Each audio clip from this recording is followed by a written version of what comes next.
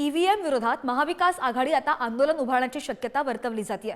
EVM विरोधातील आंदोलनासंदर्भात ठाकरेंकडून सुतोवाच सुद्धा मिळालेले आहेत आणि पराभूत उमेदवारांच्या बैठकीत उद्धव ठाकरेंनी हे संकेत दिल्याचं कळतंय।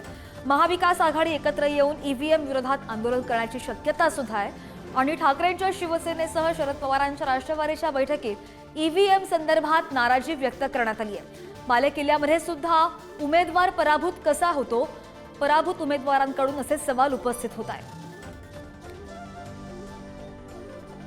75 उमेदवार जे आज पराभूत झालेले आहेत त्या प्रत्येक उमेदवाराला उद्धव साहेबांनी बोलवलं होतं।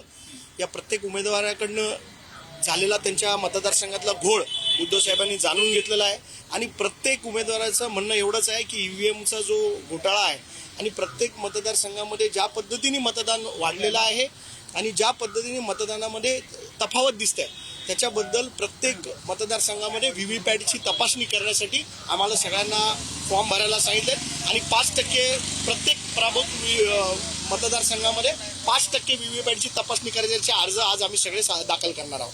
ईव्हीएम आणि ते कंट्रोलर काय म्हणतात त्याला, बॅलेट कंट्रोलर आणि व्हीव्हीपॅट हे मॅच करण्याचा अधिकार 5% प्रत्येक उमेदवाराला प्रत्येक मतदारसंघामध्ये दिलेला आहे। आम्ही सर्वांनी निर्णय घेतलेला आहे की त्या कायद्याप्रमाणे आम्ही जे काय फीस वगैरे आहे निवडणूक आयोगाची ते भरून 5% ईव्हीएम मशीनची बॅलेट बॉक्स आणि व्हीव्हीपॅट हे सगळ्यांची तपासणी करण्यासाठी आम्ही मागणी करणार आहोत। 1977, 75 ते 77 मध्ये जयप्रकाश नारायण यांनी विद्यार्थ्यांना हाताशी धरून पहिल्यांदा एक अधिकारशाही विरुद्ध आंदोलन केलं आणि नंतर ते आंदोलन इतकं पेटलं की त्या सरकारला जावं लागलं। नंतर 1989 साली विश्वनाथ प्रताप सिंग याच्यात किती खरं होतं किती खोटं होतं बाजूला ठेवूया, एक जनांदोलन पेटवलं।